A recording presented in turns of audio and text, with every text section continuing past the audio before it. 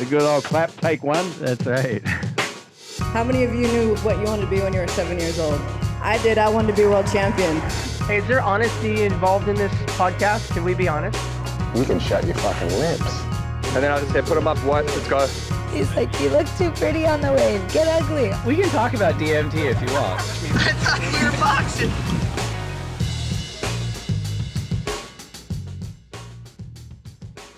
All right. We have the 805's Conner Coffin, 2021 Rip Curl WSL Final 5 competitor, torchbearer for elite level surfing in the Santa Barbara region, and one of the most stylish and powerful world-class surfers active today. Thank you for returning to the lineup. This is a sequel edition episode.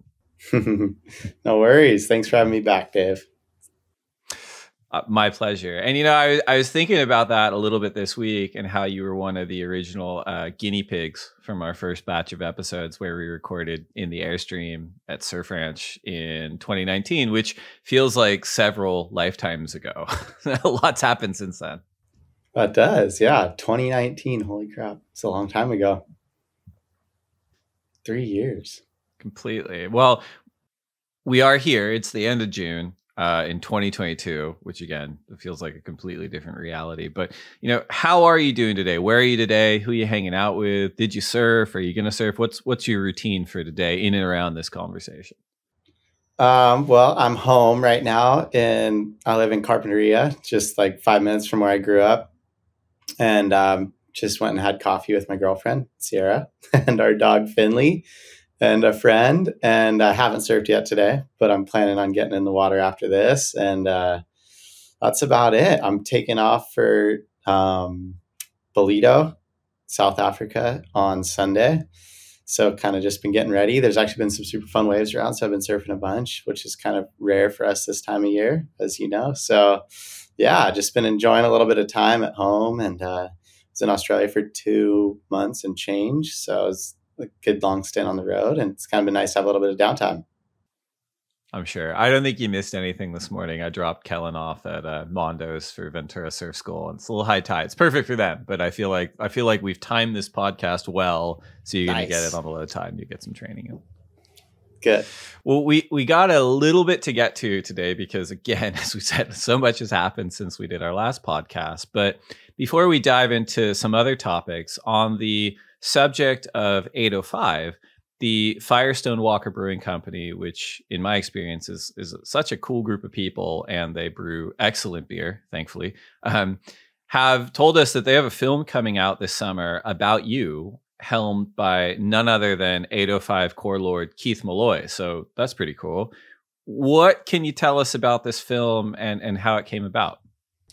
Yeah, well, I've been working with the 805 guys for, I guess, just over a year now, maybe a year and a half. And I guess going all the way back to how that started was in a sort of weird chain of events. I met Dustin, who's their CMO now, back when he was working at Ernie Ball, a guitar string company. And I'm a closet guitar nerd. So someone introduced us. I actually think it was Bones Brandenburger. So yeah, it was kind of funny. And we were talking about doing something at Ernie Ball. We never did. And then I was kind of talking to a couple of companies at the time about doing something, a couple like one-off things for beer. And I was like, God, I think Dustin's working at 805.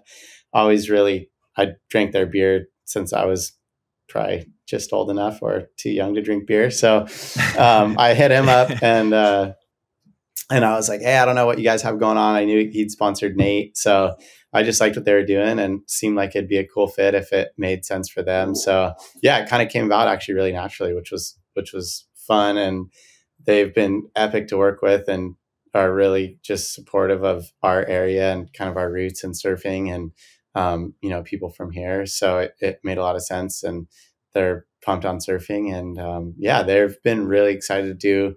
We did just a really quick little project when I first started, and then he was really excited about doing a bigger film.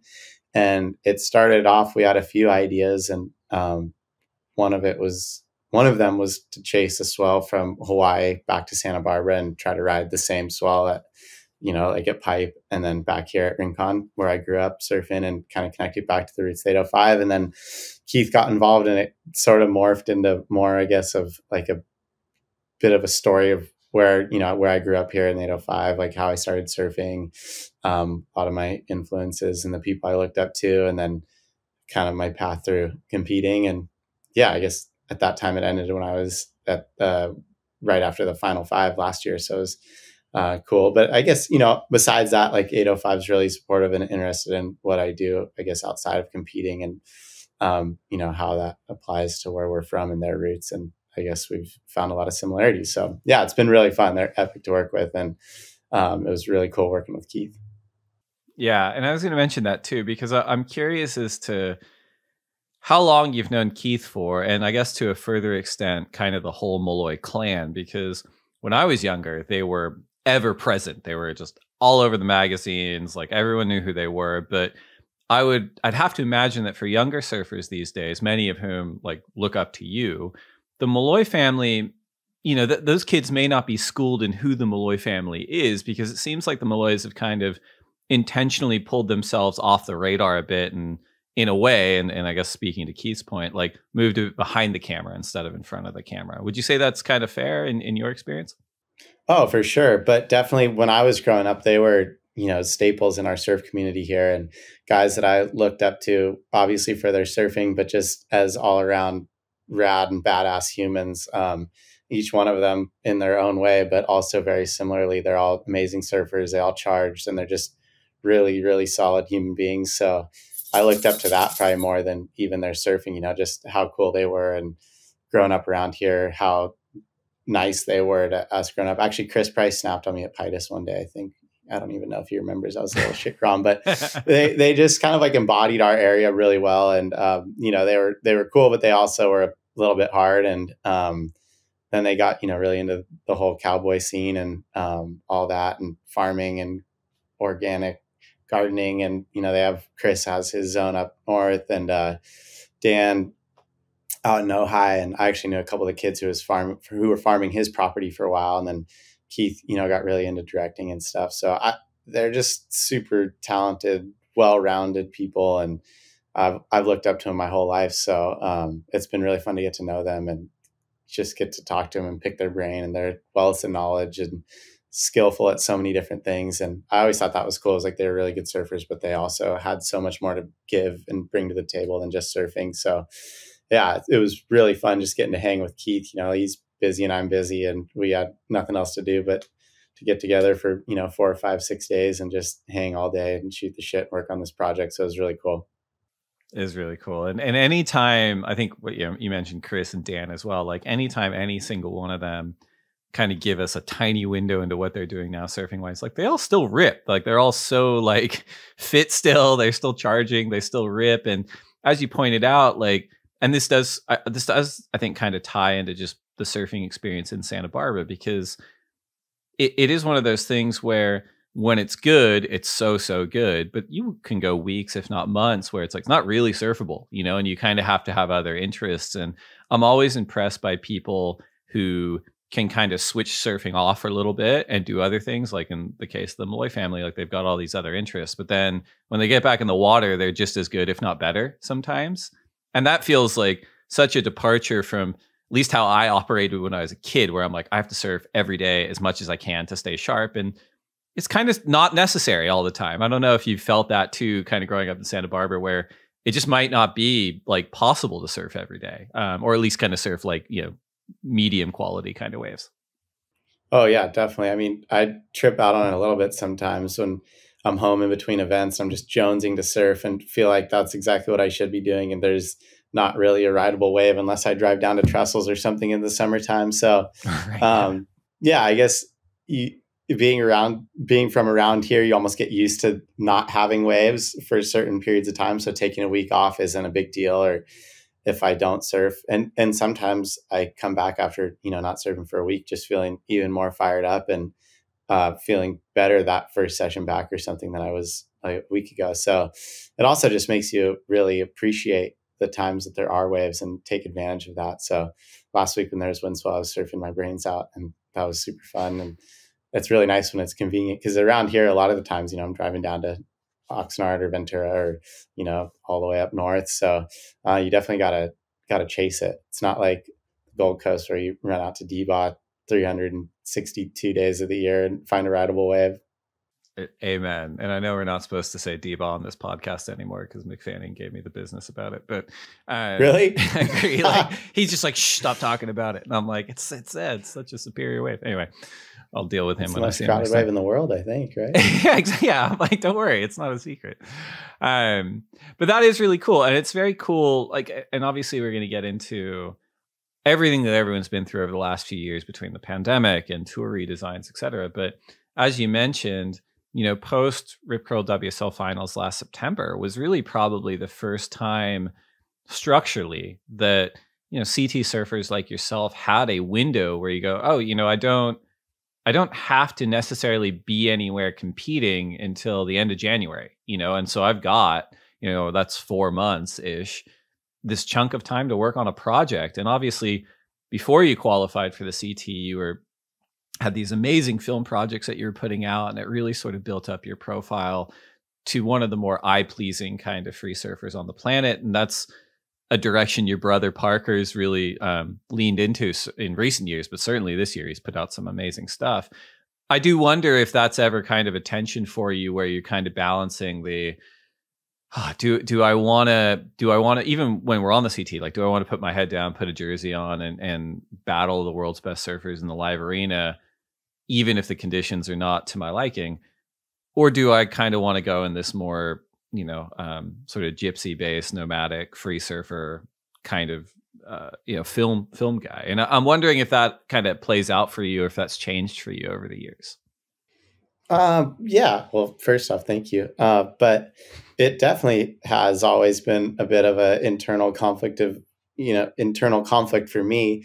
And it was before I got on tour, because I really enjoyed doing all that. And at that time in the surf world, there was still surf mags, and there was still a lot more media platforms and space for that. Kai was making his movies, and I got to go on trips for those and be in Lost Atlas and Dear Suburbia, which was super fun. And I definitely, I think that's one dream, is to be able to go and travel the world and find good waves and go with friends and surf and work on film projects. And, then the other dream was to make the CT and to get to compete against the best surfers in the world. So those were both dreams I had as a kid. And I've been super fortunate. I got to pretty much live out both of them. And then, I've had been on the tour for 6 or 7 years. And definitely there's times when I would miss the more nomadic gypsy sort of looking for good waves and not competing and just going surfing, because they're definitely two pretty different things. And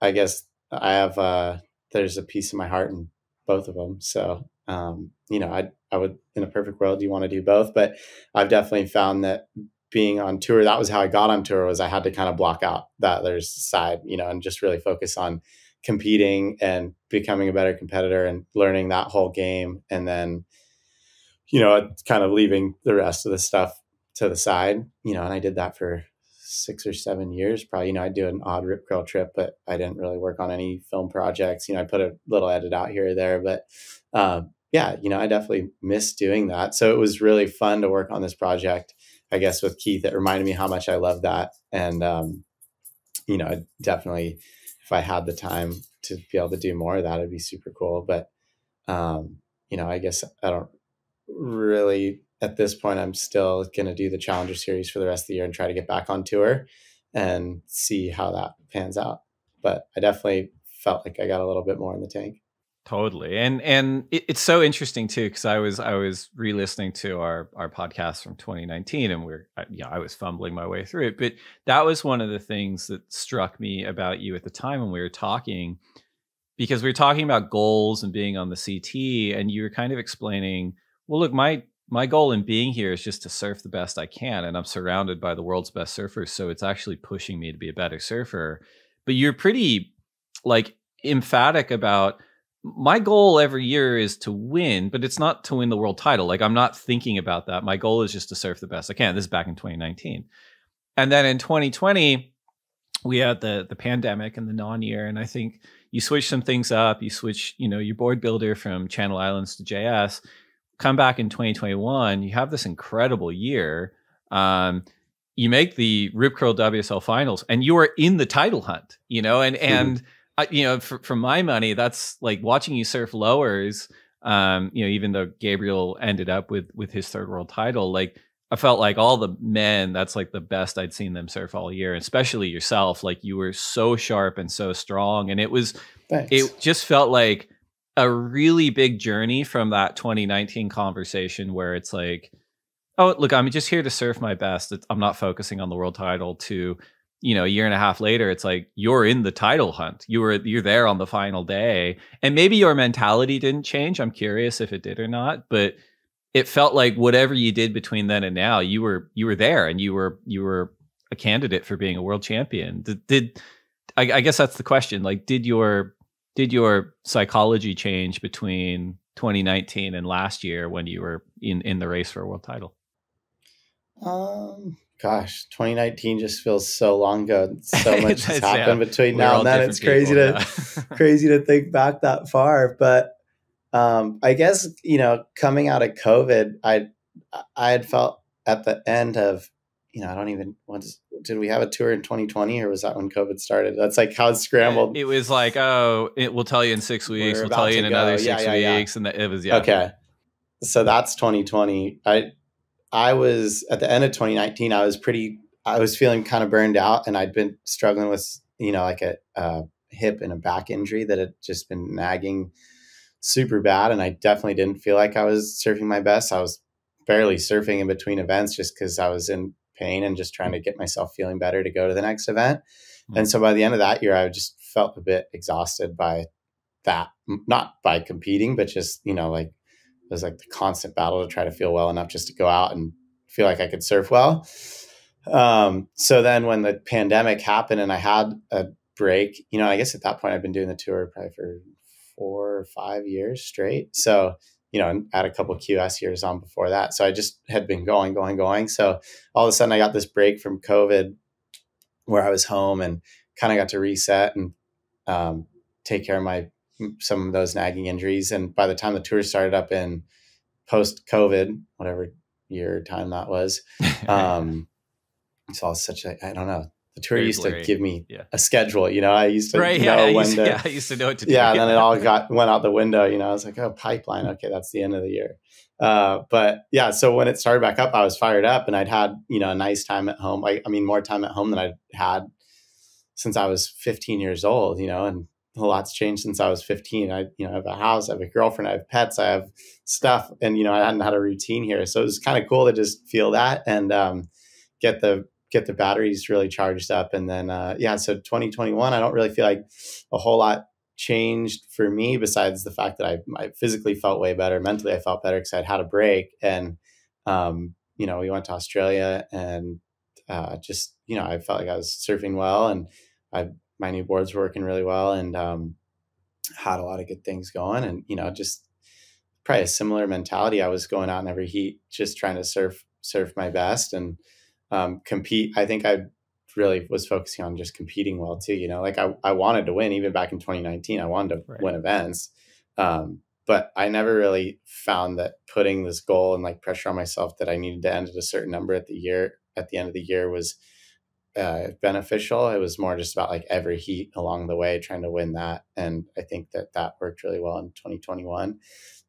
You know, not thinking about outcomes or big results, but just trying to be really good in each heat. And one thing I think that shifted for me a lot in 2021 was like the belief that I could beat some of the top guys, you know, and like the Itlas and Philippe, and at least feel like I could be out there competing with them. And, you know, if I had a really good heat that I had every chance to beat those guys, obviously some conditions pending or, you know, it depends on what they do. But I knew if I went out and put up 2 7s or 8s that I was going to be right there. So I just tried to really consistently do that and not look at who I was serving against, not look at the conditions, but just figure out how every time I paddled out, I could put up 2 big scores and compete well. That's really interesting. And one of the things you said sort of early on in that too, just about not, I think in regards to 2019, not so much being burned out on competing, but your body not feeling like it was up to the task of performing against the world's best. And the reason I bring that up is because, you know, so often we have surfers, sometimes very high profile surfers, who will withdraw from an event or a couple of events because they're dealing with something that's been nagging them or something that's fresh.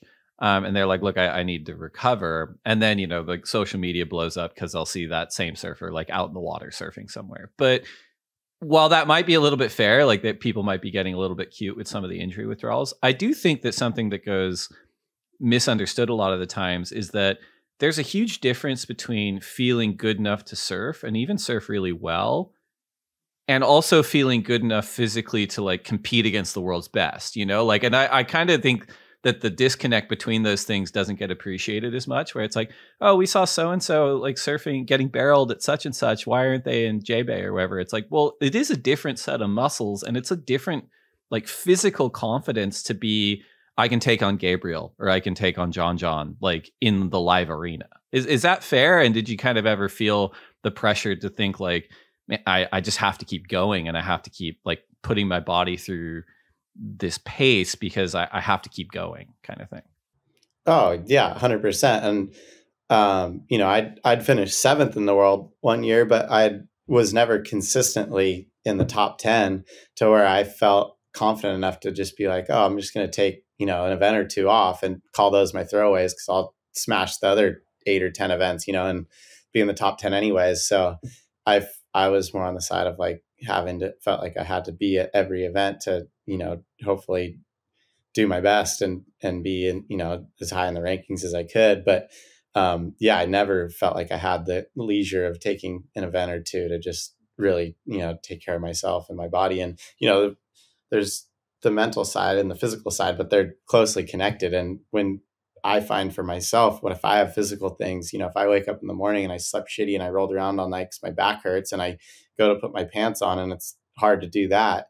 It's kind of hard to get fired up to feel like you're in a good mental space to go, train and surf and then let alone go out and compete against some of the best surfers in the world. So for me, it was definitely a bit of a, it was a snowball effect. And, they're very closely correlated, your mind and your body. So I was, mentally not as confident and feeling as well as I wanted to because my body didn't feel great. So it's mentally draining too when you're trying to get to that place that you feel like you need to be at all the time.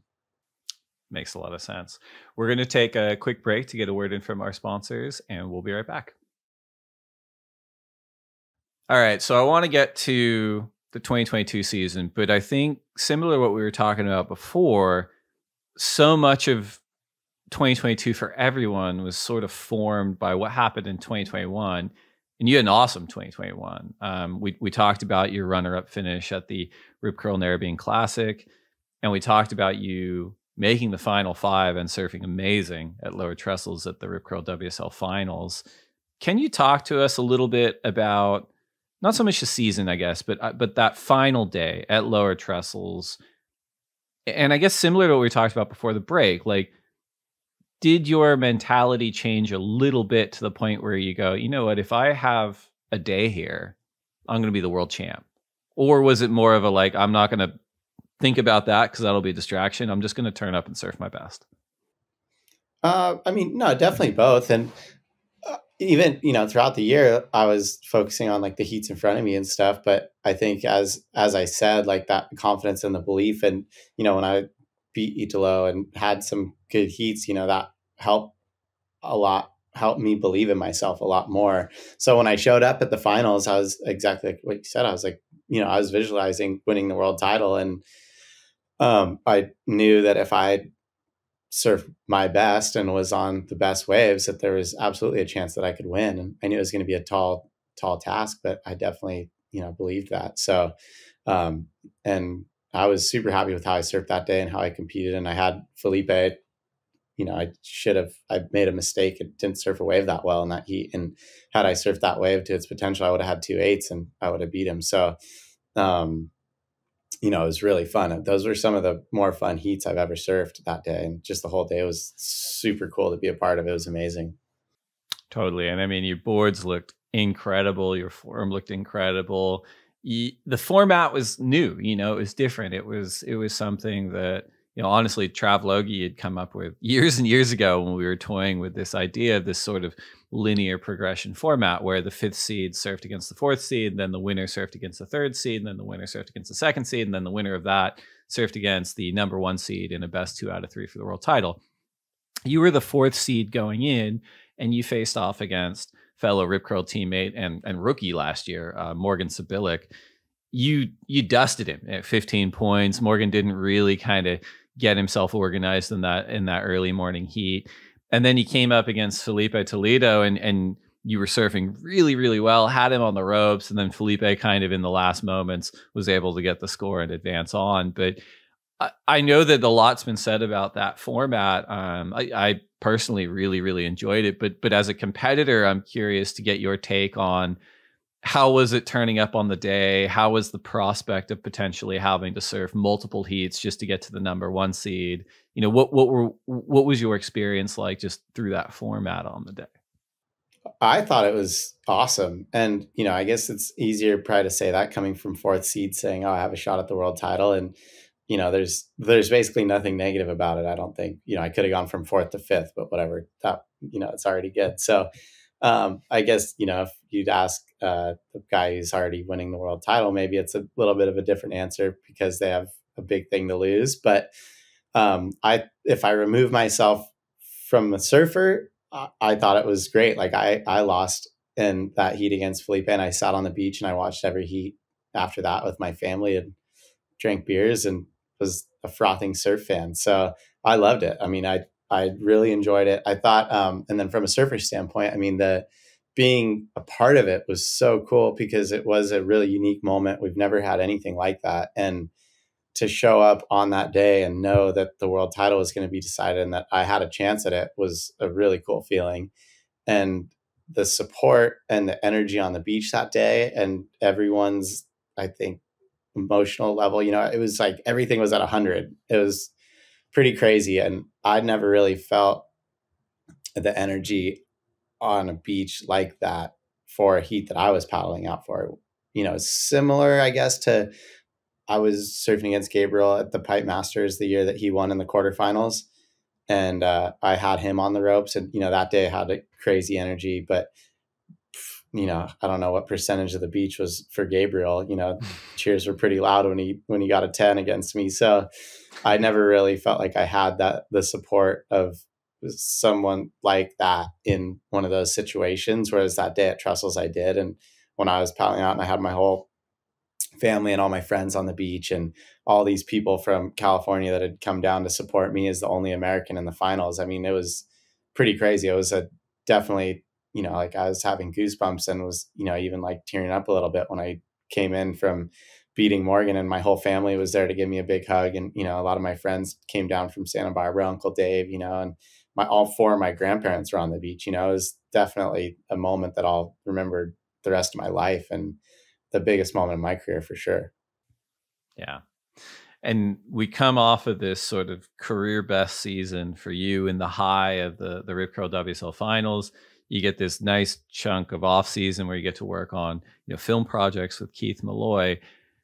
And then we enter into the 2022 season, which, this is something that comes up on this podcast quite a bit. Like for 2 decades, and I know you weren't on tour for 2 decades, but the tour was fairly static, right? Where it's like it starts in late February, early March on the Gold Coast. And I'm not saying that's like an easy wave, but a more playful wave than like Bonsai Pipeline in the middle of winter, right? So you'd kind of ease in through this Australian leg, you'd get a whole season, and then you'd finish in Hawaii at Pipe at the end of the year. And that was more or less, obviously things were not exactly the same every year, but more or less that was kind of the static system that was in place for nearly 2 decades. Whether you were coming up and watching the generation ahead of you or qualifying yourself and doing it, that was kind of what it was. Then we have, the 2020 year is the non-season because of the pandemic. 2021's kind of this hybrid year where we're still navigating a pandemic. It's not the full flighted redesign of the tour. And then 2022 is, right? We go, okay, cool. It's 10 CT events. We're starting at Pipe. We're finishing at Chopes. There's a mid-season cut after Margaret River. And something that came up in the Sally Fitzgibbons episode we recorded recently was just the idea that for surfers that had been around for a few years, this was really kind of upending like the operating rhythms that they were used to for so long, right? And in a way, it almost created an advantage for younger surfers or rookies or surfers that hadn't been around for a long time to be like, well, I wasn't around to get used to how it was before, so it's all kind of fresh to me. I'm wondering if you experienced that at all, just going from what it was to like, we're starting at Pipe, then Sunset, Portugal, Bells, Margaret River, and if you're not in the top 22, like you're back to the Challenger Series. Was that really disruptive for you, I guess, heading into the season, or did it not make a difference to you? I mean, I wasn't thinking that it made a difference for me, but certainly like there was a rhythm and a pace that you were used to, I guess, that I was used to for being on tour for a certain amount of years and having it be a certain way. You get used to something, and I think I'm a bit of a creature of comfort. Is that the saying? Creature habit. Yep. Creature of habit. Yeah. I was used to that schedule and felt comfortable, and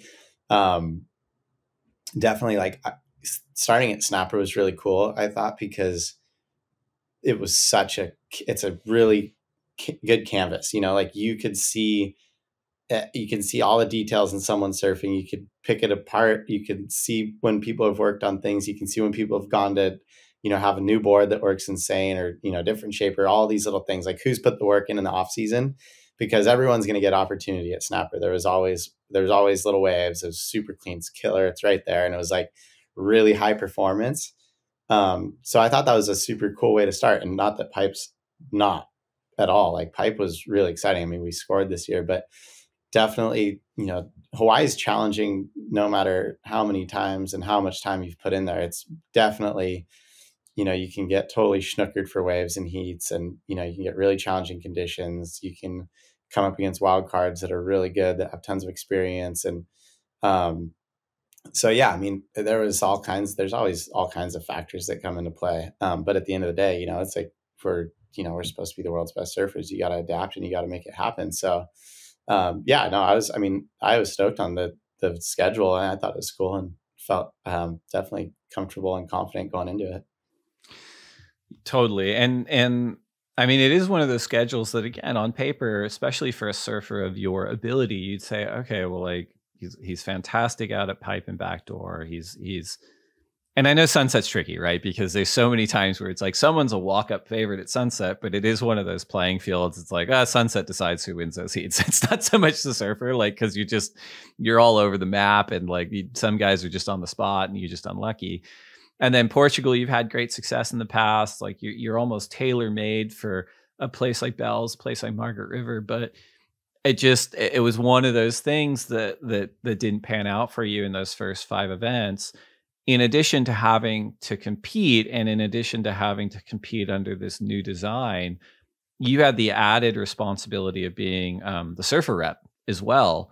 And I'm wondering too that given the sort of collective stresses of the season, if that role was something that you were like, oh man, this is a lot of work, and it's actually kind of a pain in the ass for me this year. Yeah, I think you just asked me like 10 questions in one. I probably did, yeah. I'm having a hard time picking somewhere to start, but yeah, let's see. So I mean, on paper, for sure, the events were all events that I should have and could have done really well at. And the only one I got a result at was Portugal. So I guess, that was frustrating. When I look back at the year, I had such a great end of 2021, and, I've talked to Joel, and I actually had a really interesting conversation with Parko about this after I didn't make the cut, and just how, he always felt like when he had these like really high moments, and then, whatever would come back the next year, it was like hard to get back.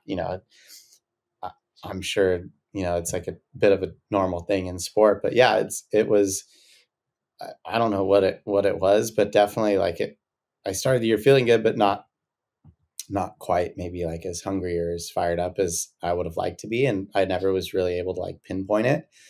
So that was probably one aspect of that. And then, I had this killer seed, but then I ended up, bearing like in round whatever 3 at pipe, and he's an incredible pipeline surfer. And, we had a good heat. I made one. We actually had really tricky conditions, and it was really slow and not very good that morning. And the swell was coming up and it was morning sick, and I was the first heat of the day. So against a really good surfer out there. And he just, had a better heat. And that was it. I made one mistake and it cost me the heat. So there was, I just felt like there was a lot of that. It's like, then, sunset. Okay. I had Kyle, I had a good heat, I had 14 something points, and then he surfed some inside wave really well and did some, big floater and got an 8.5. I probably would have given him that wave again, 10 times out of 10. So just, stuff like that. And then, just never really felt like I got any like momentum going my way, or, the things in the heats that, need to kind of come together. That little bit of special sauce just didn't really feel like it was happening. And I was, felt like I was surfing well and, doing a pretty good job. And then, the whole surfers rep thing, and just, the change of the mid-year cut and all this stuff, that had kind of compounded over like the last, 2 years. Cause it got handed to me from Ace, and I wasn't necessarily too excited about being the surfers rep. I just was kind of like, fuck, this is kind of like a big undertaking probably. And sort of a thankless job too, in a lot of ways. Yeah. I mean, not that you're looking to, like, I never looked to do it to get some sort of praise or, some in with the WSL or have any, like, there was no, I knew it was a zero sum thing. I was never going to get anything out of this except for some, some sort of experience. So I guess what I really took the role for was because, Ace kind of had put it to me like, hey, the tour's here and it's the way that it is. And we all have this opportunity because of, the work that I've put in and the work that, Mick's put in and all these amazing surfers and people before us that, kind of went to battle for the surfers and worked with the tour to, give this opportunity to me and to the, the Griffins and the Seths and the, the kids that are going to come after them. So I was like, okay, I get that. And, I saw it as a cool way maybe. And I guess in my mind, I was looking at it like I'm, maybe giving back to the sport a bit that's given me so much. And that was, I guess, my draw to doing it. And also to, hope that could help, bring some sort of benefit from all the things that I've learned. And I feel like I can speak and talk and help, maybe give the WSL some input from the surfers, whatever. And, it became really tough with all of the changes that were happening. And a lot of them were really hard for a lot of the surfers to get behind. And, it's just been, I think it's been a tricky time in the sport for, in the competition side of the sport, the whole sport for that matter. A lot of things have changed. There's a lot of things have changed in the whole world. And, it's a tough, surfing's always been a tricky business. The tour's never been a great money-making sustainable thing. And, that's what I think in the long run will be best for surfing in the sport. And it's just, it's a bumpy path to get there, and hopefully we will someday. Totally. And I think that's always kind of one of those things where it's like, we're in the 47th year of operations for a global tour between the IPS, the ASP, and then the WSL.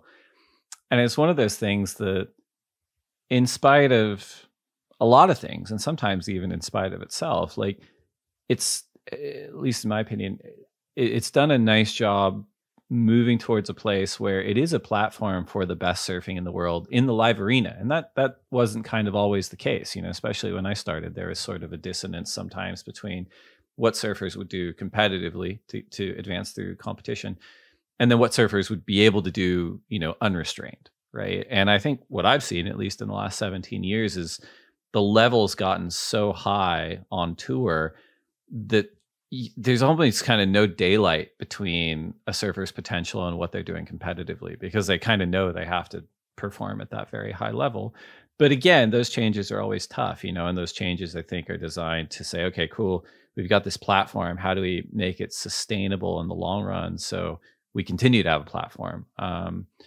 but it's tough too. And I'm sure for someone like yourself coming off of, you know, a couple of tough results, at Pipe and Sunset Beach, and then quarterfinals in Portugal, heading into Australia, a place where you've done so well, having a shock result at Bells, and then going into Margaret River and needing a result, and not getting it, you know. And it seemed like you were obviously not the only one that didn't get the result you needed, but it did seem, even kind of watching through the broadcast, that was sort of one of the toughest days to watch, because it felt like a lot of the surfers were almost in a state of shock, where they're going, I can't believe I didn't get the result. I can't believe I'm off the CT. Is that kind of a fair assessment, just from the viewers on this side of the screen, to what it felt like for you and your colleagues on the beach there in Margaret River? Yeah, for sure. I mean, everyone knew it was coming, but that the mid-year cut was coming. And, you know, it's like, I didn't think that I wasn't going to make it. And I just, you know, Bells was shocking. I surfed a heat and waist high onshore shit winky pop, you know, to decide my fate on tour. And those are tough pills to swallow, because that was a little bit of how the first 5 events felt for me. It was like I never really got I didn't really feel like I barely surfed, you know, like there was so many heats where I just felt like I was in a wave catching contest and they just weren't going my way. And that's surfing, but, you know, 5 events can go by really quick when that's the sport you're in, you know, is like you're battling the guy against you, but you're really surfing against, for me, I always look at it like I'm surfing against Mother Nature. Like it's kind of about, how am I going to go out in 30 minutes and like tune in with the ocean and find the 2 best waves in this heat? Cause that's going to give me a huge advantage to beating this other guy, you know? And if if that happens, it does. And, you know, sometimes it doesn't. And it didn't happen for me. And, you know, 4 of 5 events. So that was tough, you know, and it just is, I think that was what made it frustrating and stung for me, was like, okay, I just lost my spot on tour, and I felt like I barely even surfed, you know, in this year. So that left me definitely wanting more, I think, from the tour. And, you know, coming off a year that I did do well, I was like, God, I just feel like I have more surfing to do, and I want to do it on that platform, you know? So it was a weird 5 events, you know. I think there was just, you know, tricky forecasts and stuff, like, you know, and just a lot of things and whatever just didn't, you know, I never really got it going. So is what it is. But yeah, you know, and then having the surfers rep thing and kind of all the negativity, like dealing with all of the negativity from not just surfers, but like every single person that I would see for the last like 6 months was like, what's up with this mid-year cut? Like, I hate it. Right. And I'd be like, you know, and I'd have to sit there and I'd try to explain it to them, and like the potential benefit of doing this thing that no one wanted, you know. And I'm like the guy who's sitting there like having these hundreds of conversations, you know. And even though I'm trying to maintain this like positive mindset on this thing that's kind of like, you know, looming, you're like, okay, you have enough of those conversations though, and it's stuck in here subconsciously somewhere, you know. You're like trying to just sort through it, yeah, you know, and get it. And I, you know, and that was just, it was adding to all of it, you know. And it sucked. I hated it, honestly. It was really unfortunate timing for me. Yeah. So lesson learned. Well, there you go. One of those things, you know, big price to pay. Of course, yeah. One of those things that you mentioned, just around the Winky Pop heat, and as you said, like it's surfing, those things happen. And I think surfing is, you know, outside of the wave pool component, like it probably is the sport with the most dynamic field of play on the planet. And this is something that felt really present when I was lucky enough to be in Garagegon for that event. And we obviously got stuck between 2 pretty good swell cycles. And the week we were there, it wasn't, you know, world-class Garagegon. It's still like really like fun and contestable. And, you know, in a way, it's like some of these waves are better than you're probably going to see at most spots on tour this year, but it wasn't G-Land. And the thing I was reflecting on, because everyone's like, 95 and 96, 90, blah, blah, blah, is, you know, even your kid and there's no webcast, or there's no kind of like popular webcast or quality-based webcast. The version you're getting of these events is in the magazines, you know, like, oh, there's a sick shot of so-and-so.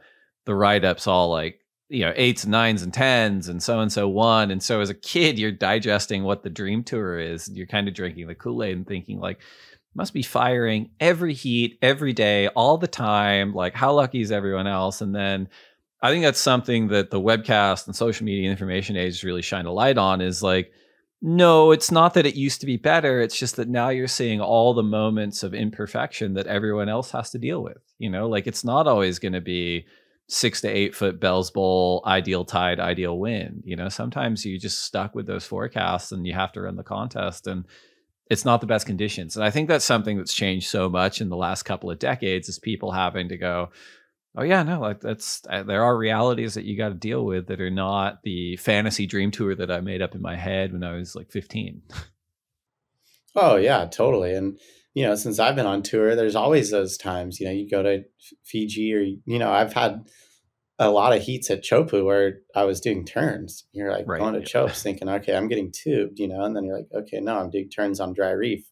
And that is the reality of our sport. And I know that it just makes it a harder business to run, because everyone, at the end of the day, I like to watch the contest when the waves are good. My buddies like to watch the contest when the waves are good. You like to watch the contest more when the waves are good. Everyone does.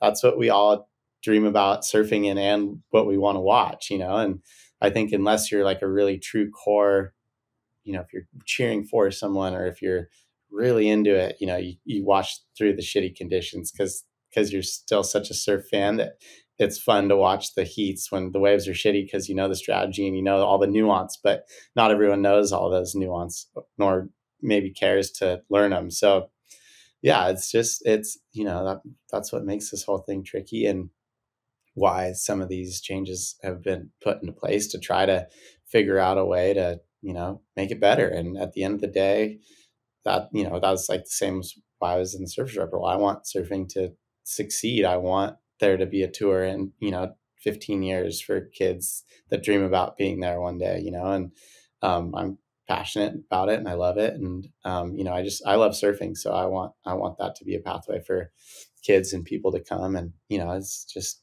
how do you get there? We talked about Margaret River. Pretty quick turnaround between that event and then the first Challenger Series event at Snapper Rocks. In terms of shifting tiers, getting to surf Snapper Rocks in Magic May and in pretty good waves is not the worst, right? In the sense of like, okay, cool, like I've fallen into this middle tier, but it is intended to have better waves, better competition. And you certainly performed really, really well at the opening event on the Gold Coast. You finished 5th, you're ripping. Did you have to kind of actively change your mindset between what probably was a real hard thing to digest in Margaret River, and then say, okay, well, I can't stew on that for very long. I have to go perform here on the Gold Coast?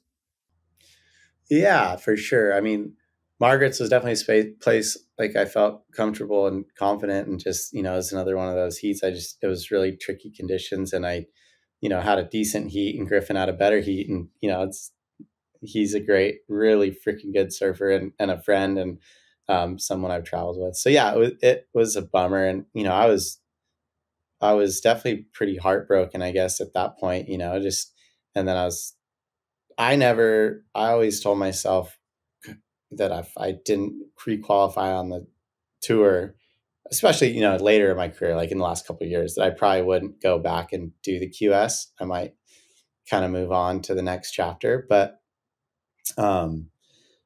the only having 5 events and just not feeling like I got to surf much, and I just felt like I didn't have the ending of being on tour that I would have wanted to have, and I really wanted to surf more. So it was actually cool that Snapper was right after that, because I didn't even really have time to think too much or look too far into what I wanted to do, in a sense. Like I couldn't make any emotionally charged decision at that point. I was just like, okay, Snapper's next week. I'm going to do that because I want to go surf Snapper. I'm going back to the Gold Coast. I'll hang with, Parco and JS and Mick, and, just have fun surfing. So when I got over there, like I stayed the first night at Parco's house, and him and Vaughn cooked us dinner, and we just had a really nice night. And I got to talk to him and just instantly felt way better. You know, it's so nice to have, like, I'm so grateful for those relationships, friendships, and mentorships, whatever you want to call them. But, you know, to be able to show up at Joel Parkinson's house and have him be able to sit there and have a beer and talk to you for 2 hours about, you know, what you're going through and how he can relate to that and has been through the same thing, and the ups and downs of competing. And, you know, just like I think we think and feel similarly about surfing. So it was really cool and so nice. And then just to go and surf with him, and we got the whole JS team together and just went on the skis to Fingal for like 2 days, and just feeling that love for surfing, I think, you know, because for me, at the end of the day, like that's really why I'm even doing what I'm doing. That's why I've done the tour, you know, is because I love to surf so much and wanted, you know, it's an amazing job. So, you know, it's always fun and also tricky when you convolute something that you love and a passion and turn it into a job. I think, you know, there's always a little bit of internal conflict along the way. And I think for me, it's always just like remembering that love for surfing and leaning into that when I'm in tricky, you know, challenging positions in my career and competing. So that was great to do that. And Snapper is such a fun wave. So I knew I was going to have fun surfing out there and try to just kind of let all the shit go. You know, I really, in doing the Challenger Series for the second half of the year, I was like, I want to enjoy it. I want to have fun. I want to go out and surf well. And, you know, the goal being to get back on tour, but kind of just getting the pressure and the kind of want and the need, quote unquote, for results to get that off my shoulders, you know, and just free myself up, you know, because I think that's when I do my best surfing. And then, you know, the results come from there. It's interesting you said that about the Gold Coast too, because I'd imagine that, you know, outside of home, that must feel a little bit like a second home through your relationship being on the Rip Curl team for several years, and Mick Fanning being there, and then recently switching over to JS Industry Surfboards, where they're based on the Gold Coast. JS is there, and as you said, you've developed this really close relationship with 2012 world champ Joel Parkinson, who's based there. It just must feel great to be in that space and have those resources to draw upon. And I'm curious, is switching over to the JS program, is that something where I'd imagine you knew Joel before that, you probably had a relationship, but is that kind of allowed you guys to get closer and closer and to learn a lot more from him just because you guys are on the same board program now?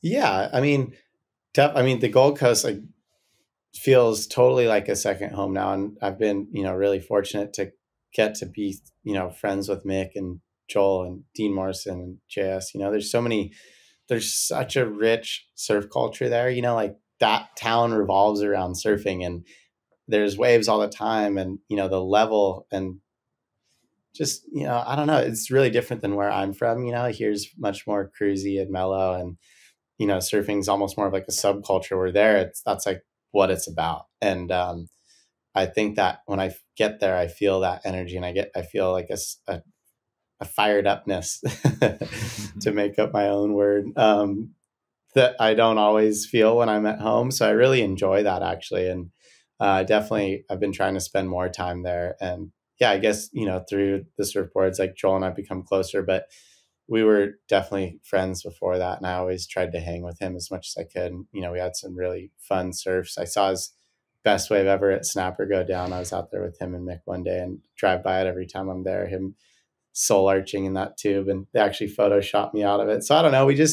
I really hit it off with those guys always, you know, and they're just really good guys. And, you know, I'm so stoked that I've gotten to know them so well, and the advice that they can offer and just the friendship. I really appreciate it. We get a couple more topics as well as our listener questions, but we're going to take one more break to get a word in from our sponsors, and we'll be right back. So just before the break, we were talking about your relationship with JS Industries. And one of the things I noticed you posted on social media in and around the Manly Challenger event was the opportunity for you to start surfing some different models, right? So when you're on the championship tour, as is pretty consistent with most CT competitors, like you probably have like one or two Ferrari models that you surf at almost every stop, with slight variations depending on the wave or the size or whatever, right? But with the Challenger Series and different kind of waves and different kind of competitors you have to surf against, it sounds like it's almost a cool opportunity for you to branch out a little bit and try some different models or some different tech. Is that fair? Yeah, for sure. I mean, the tour this year was like, I barely touched a shortboard. I felt like I rode a step up the whole, I was on bigger boards almost every event. I think Portugal and Bells, yeah, were the only two that I even pulled out of 510.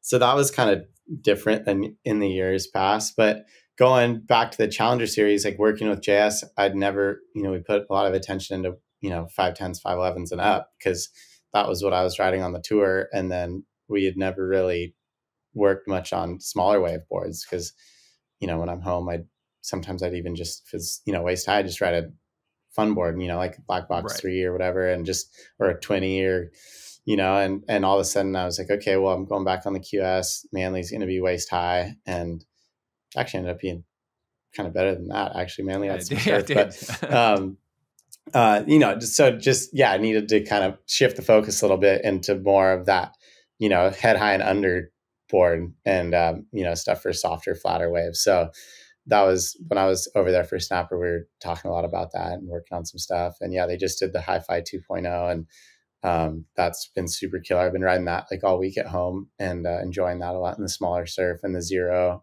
kind of a little bit flatter rocker and better all around, maybe California style surf. So, that's what I have here all the time. So, it's pretty applicable actually to the QS. And I'm just going back to the spots that I remember going to every day when I was getting ready to go, to Brazil or back on the Challenger Series. Makes sense. Didn't get the result you wanted in Sydney, but it's one of those tough events where the conditions I fucked that up.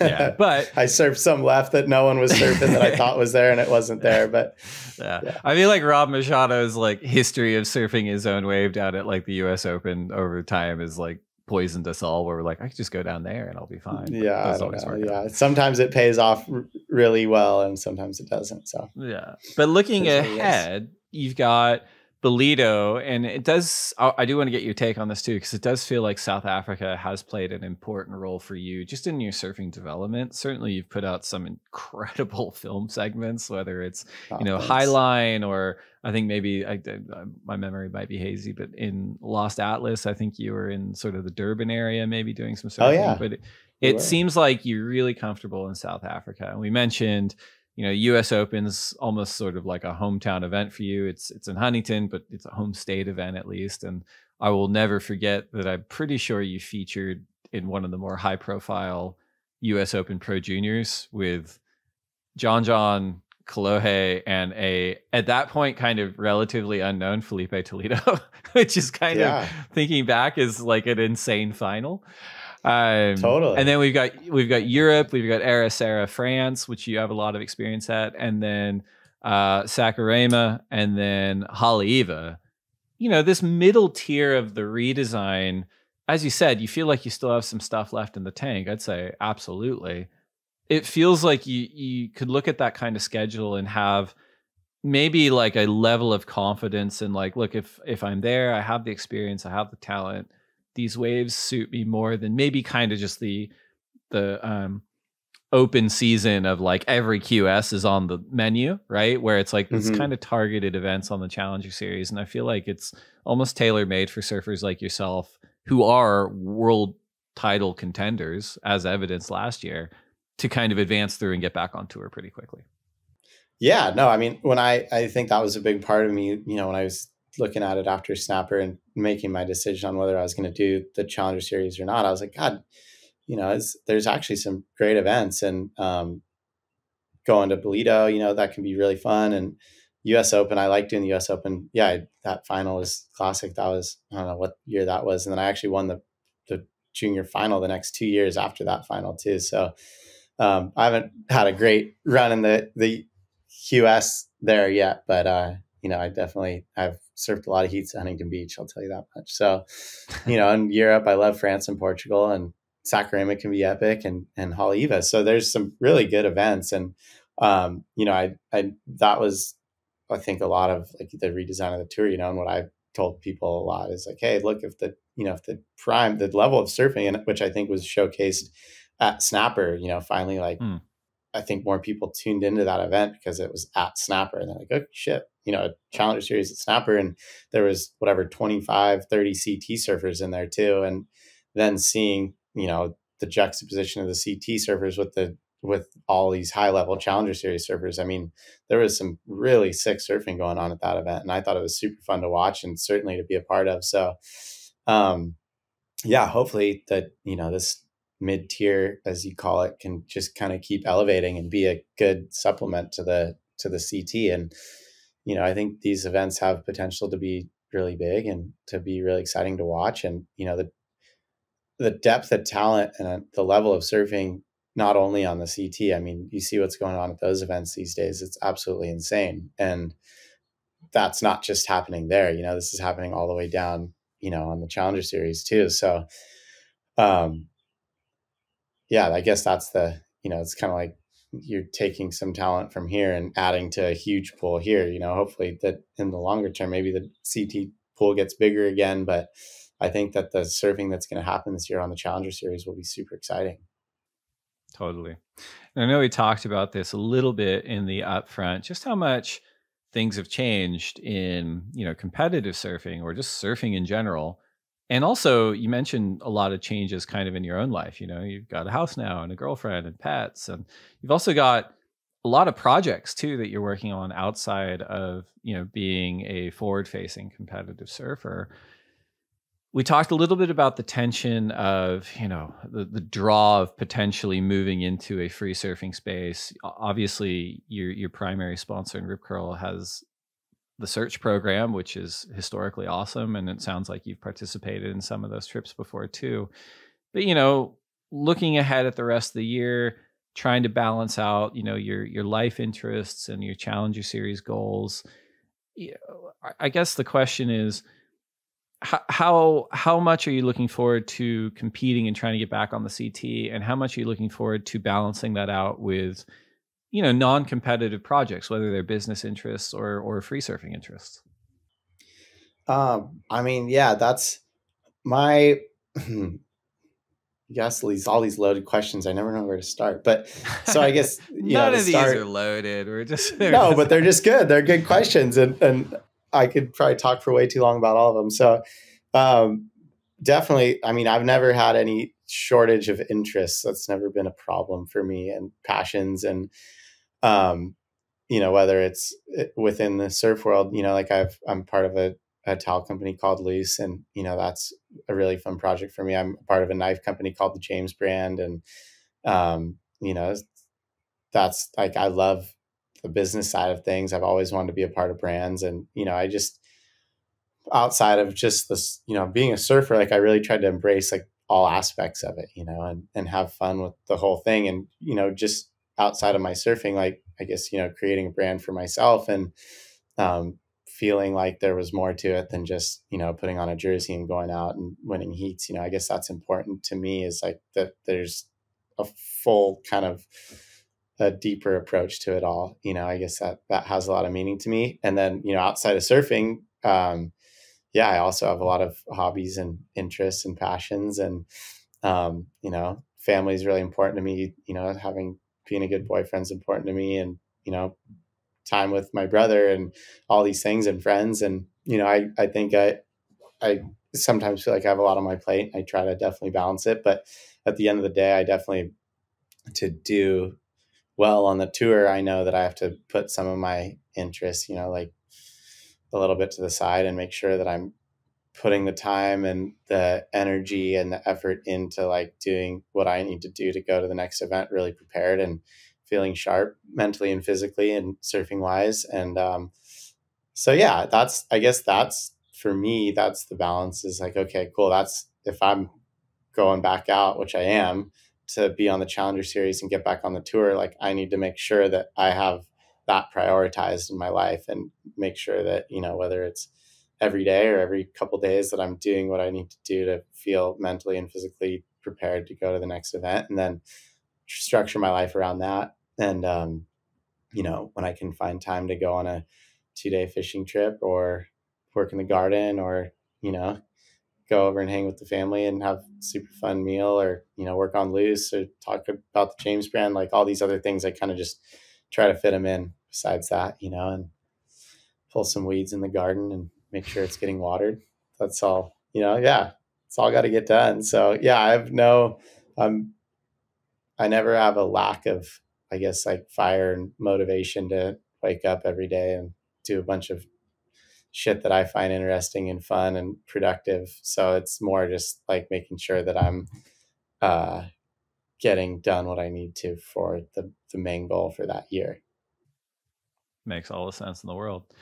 So before we go, we've got 2 more segments. The first segment is our listener questions. These came from the Instagram community. Thanks to everyone who follows us, actually both on Instagram and Twitter at the Lineup Pod. We appreciate you. We appreciate all the questions. We've whittled the many that we got for you down to 3.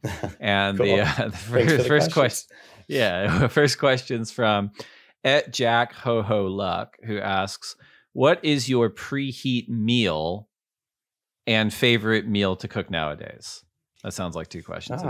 Yeah. Okay. Well, preheat meal, I guess for me, it really depends on when my heats are, like if I'm an early morning heat, I might not eat much. I might, I quit coffee for a long time. So I wasn't even drinking coffee before heats because I felt like I got too fired up, But I was drinking coffee at Snapper. So usually, I'll have just like a couple, like a little bar or something light. Like I like to keep it really light on contest days.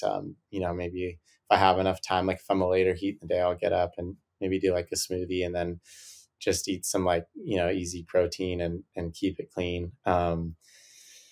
Pretty light. So I don't know if that really answers your question. It kind of just depends on where I am and, what's accessible. And then my favorite meal to cook is definitely, I like to make homemade spaghetti and meatballs. Make the sauce, make meatballs from scratch, and that's my favorite comfort food. Sounds pretty good. Next question is from @Joe_Puko, who asks, "Who is your favorite power surfer from the past?" I guess that's kind favorite power surfer from anyone the past. Older than you, I guess counts. Yeah, it's got to be Tom Curran.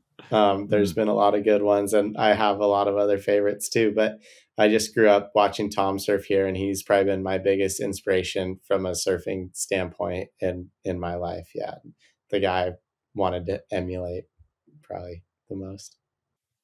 Well, that's actually a good answer because I think it leads into our third question here from Andy Cashford, who asks, "Did you work on style intentionally, or did you find your style kind of once you let go of working on it intentionally?" Yeah, I mean, that's a great question. And I think that for me, like my style came from surfing being like like an outlet and expression, like a creative expression. And so I think like the power comes from, like taking whatever I'm feeling and trying to let it out on a wave, I guess. And, I guess that like bit of aggression or whatever, try to channel it into the surf. And, I always just felt like when I went out surfing, it was like a place that I could let go of everything. And I just kind of put that into the way that I rode a wave and express whatever I was feeling that day. And, I think that style is also like a product of your environment. I grew up surfing here in Santa Barbara on point breaks and watching all the guys that surf here, guys and girls that have really smooth and graceful styles and drawing out lines on a point break. So, that's probably a second element to it. And then I did at like a certain point, like I've always studied guys that surfing that I like, Tom and Dane and Taylor Knox and Andy Irons, and Gurr, Brownie, like all these guys that I looked up to here and around the world. So I was fortunate to be able to watch all the surf films of all those guys and try to figure out what they were doing and why I liked watching their surfing more than other people surfing. So that was an element. And then I did work with Gurr for a while, who did help me a lot, like technically, work on certain things that probably added to my style too. So yeah, a lot of answers for a simple question. That was a great answer. Well, thanks to everyone who wrote in on Instagram, Twitter at the Lineup Pod. Appreciate you guys. We're now down to the final segment. It's time for the lightning round. I want to say we did one before. I'm pretty sure I've been doing this since episode 1. Yeah, we did. Okay, cool. Well, we'll compare your answers, see if they've changed. So 10 questions for you to answer as quickly as you can. If you could only have one board set up for the rest of your life, single fin, twin fin, thruster, quad bonzer, or finless, which would you choose? Thruster. Coffee or tea? Coffee. Burrito or pizza? Burrito. Last book you read? Kiss the Ground. Almost done. Best surf film ever? Searching for Tom Curran. It's hard to One, answer, but that is a great answer. I think it's like now available finally after asking for decades. it is. I just got a copy the other day from the Santa Barbara Surf Film Festival. I was pumped. There you go. One wave you never have to go back to? Never have to or never want to? Either or. Yeah. Yeah. Sakurama is interesting. No. Actually, I'm taking that back. Sure. I actually like Sakurama. It's just can be backwashy. Maybe I like the beach breaks in Rio. That place with Tehuka. Sewer water being a big part of that. Yeah, that was a tough hang. I've always felt like that wave was way more fun to surf than it looked on the webcast. Like every time I'm like, everyone seems like it's like real rampy and punchy, like when it's a certain size. But you're right, the water. Yeah, when it wasn't a straight closeout. Rough, exactly. Good answer. If you only get to surf one wave for the rest of your life? That's hard. You could dreamcast it. It could be same conditions, no crowd, whatever you like. Oh, really? Yeah. Go for it. Shoot. If I could put like J-Bay on the point at Rincon with less people, I'd probably do that. All right, that's a good. I like the Frankenstein answer. That's pretty good. Yeah, but no, I mean, if it was less crowded, probably just Rincon. I love it, and that's where I grew up surfing. But then I'd really like to get tubes, so Cloudbreaker pipes, pretty hard to not put in there. Probably Cloudbreak, actually. Cloudbreak has it all. Cloudbreak. Okay, that's a good answer. I was gonna say on the Frankenstein point, we can maybe just drop Cloudbreak on the backside of Rincon. And yeah, there we go. Perfect. Yeah, there we go. Now we're talking. Solved it. Yeah. Peak. Peak. I think I'd do Cloudbreak, though. That's such a good wave. Yeah. Best person to share a lineup with? My brother, Parker, and my dad. Worst person to share a lineup with? Oh, man. Shit, I don't know. A lot of people have an answer, but they're like, I can't say it. And I'm like, it's fair. I mean, and this is nothing personal. Like Italo catches a shit ton of waves, sure. But he's fun to surf with because he's freaking ripping. So that's definitely not a personal thing, but he freaking catches a lot of waves. That's good. Okay, last one. Finish this sentence. I will next achieve a state of happiness by. I don't know. I feel pretty happy right now. All right, finishing the podcast. Conner Coffin, my man, thank you so much for continuing to rip. Appreciate your candor and your insights throughout this conversation. Very much looking forward to your feature film with 805, directed by Keith Malloy, as well as your Challenger Series campaign. So thanks, man. We'll be watching you throughout the year, and I look forward to seeing you in person soon. Yeah, Dave, for sure. Thank you guys, and thanks for having me, and looking forward to the rest of the year.